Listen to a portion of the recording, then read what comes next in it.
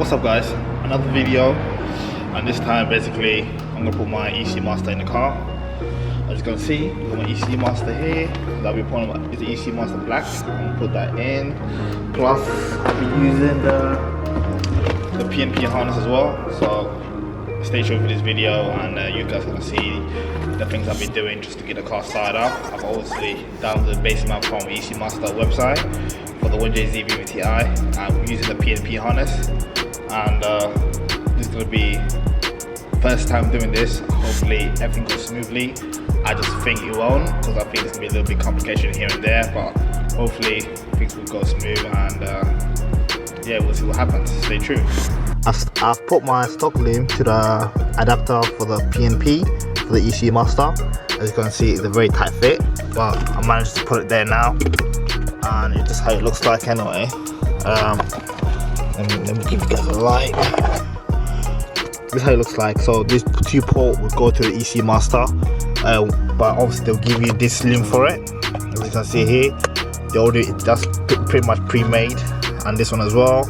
And this 2 loom will go to that, and then to the EC Master. So hopefully things are gonna go smooth.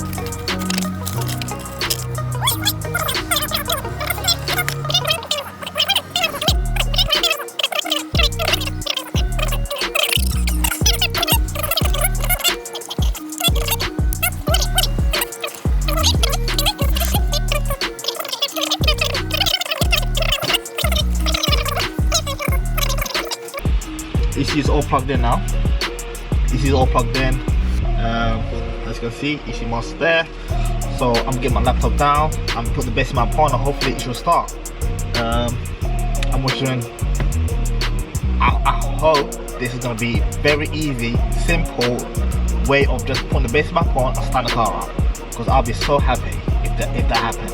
And obviously you need to have the map sensor fitting in. So I need to get a vacuum line from the engine bay to here to put the vacuum hose for the ECU to basically read, and hopefully it should start. Welcome back. This is the second day. So I put a base map in, and it wouldn't work, and the car wouldn't start up. I called the EC Master, and they pretty much said there's no signal coming from your trigger, the primary trigger. And then I was like, there must be something wrong, and they said to me, send the PNP back. But then I was like, I need to call Sam, because Sam is the JDM guru. And then he came on here today and basically looked over the engine, and then he basically just found the problem like instantly. And come to find out, it was the crank sensor, and basically now you're sorting that out. Hopefully the engine should start. It's ready to start now. Yeah, hopefully the 1JZ wakes up today. It should blink fast. Alright.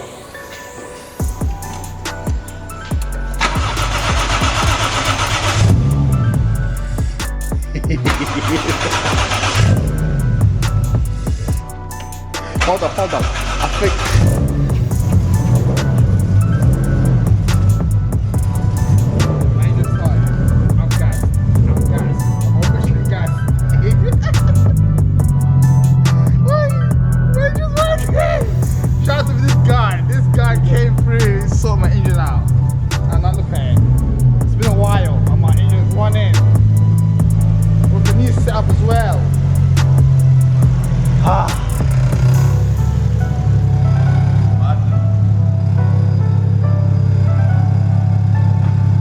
Check everything now on the ECU. So gassed. Now he'll be coming back next week.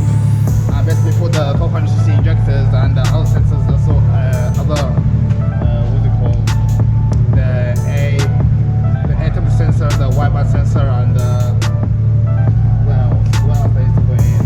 I'm on fuel pump as well, so he's gonna be doing that, and hopefully last day he's booked in for the 28th of January, and then hopefully I should get the power. Like you guys said, you guys comment down below and basically said get the power first. So that's what I'm doing. I'm listening to you guys. I'm getting the power first, and because I ain't gonna leave the dyno if it ain't pushing 500. No, then what? So the car's running finally.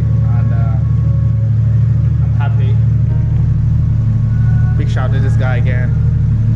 Big shout out. My car's finally running on the ECU master. I'm visually gassed. Look everything.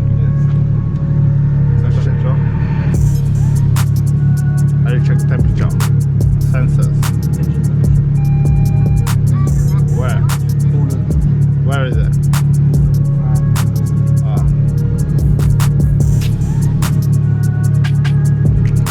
It's just ECU like this as well? Yeah. Exactly the same? What? So that's the TPS log. You set the TPS? Yes, because 0 now, isn't it? What do you even want to do it? Yeah, it's it.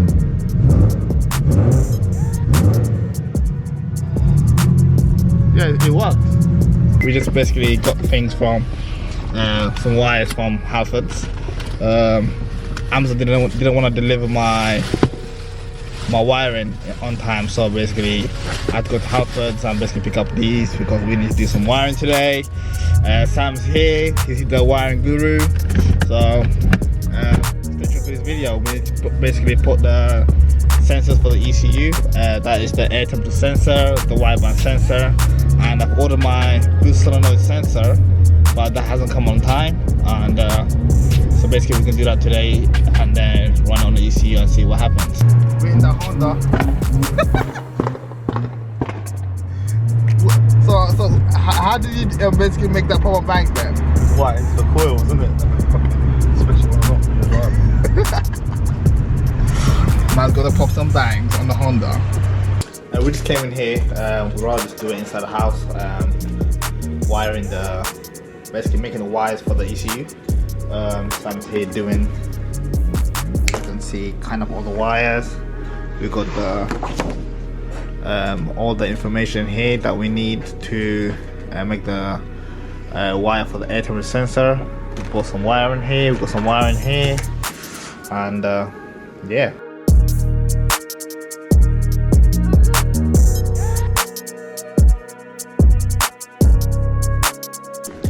We pretty much done the AC. Which one's this one? Pretty much done the air temperature sensor now. Pinned it to the PNP harness, and this is the wire for the PNP harness.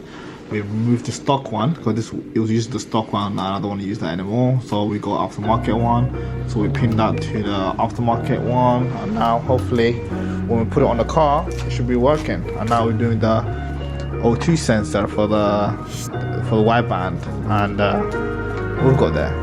Yeah, so that's the wiring for the O2 sensor, and we're gonna be doing the wiring. So I think it's like 6 wires you need. Yeah, 6 wires, and then hopefully it should go well. And then pin it to the ECU, to the PNP harness, I mean, and then plug it to the ECU, and then basically pretty much done with that, and hopefully we can put it back on the car and basically calibrate on the ECU, and then hopefully see the right result on the computer. Sounds putting the finger in, but have you seen a man got hold of his hand and it shakes like this? Now we're just putting the pins in for the O2 sensor. We haven't got all the colors for the wiring that's required, but we're gonna figure it out how to basically, know which one is which. But for now, we're just gonna basically just put them in. We finally came downstairs. Sam's here. He doesn't like the camera, but it's okay. We're gonna feed this through here. Pretty much done the sensors. I've basically plumbed in. You can see that's the AFR there, all plumbed in to this wire that's going to the ECU. And I've also that's the air temperature sensor, as you can see. That's all wired in all the way, and it's going all the way here. So that's all plumbed in for the air temperature sensor. So now we're gonna basically test it out and see if we can calibrate it on the ECU master. but now it's not plugged in because our battery is dead. As you can see, it's disconnected. So we have to know about it until I put power through it, and then hopefully we should see, as you can see, there's a sensor bit here where I can do my air temperature sensor, and obviously, you know, the Bosch, that's the one I have. I think it's the one I have. I need to double check, and then basically go from there and see what happens. It's finally working. As you can see, my AIP air temperature sensor is working, and also if I go down to gauges,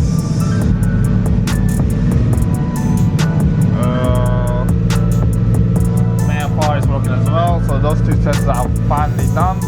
So now we got one more sensor, and basically which is the blue solenoid. I'm basically buying that, and I'll fit that in, and I'll come around again, basically fix our wiring. And now we plan on putting the fuel pump, so I think I might put the fuel pump in as well, because I think we'll be doing the job in a way. So we put the fuel pump in and see if that works as well. So stay tuned. We're pretty much done for today. We just fit the sensors in. This guy, look at his Honda. That car is gonna have some serious power soon. Stay tuned for that in the car. But anyway, that's what I've done for today. Basically, we fit the sensors in, plumbed it to the ECU. ECU is working fine with the sensors. It's all calibrated. Now, it's basically a step closer to basically finishing off the car, as in fitting fuel pump, injectors, fuel regulator, and then the car should go to the map. So just getting a step closer and closer. But other than that, the car is well, everything's worked fine today. Everything worked out really well. Now just basically I need to do the injectors and stuff like that. So stay tuned.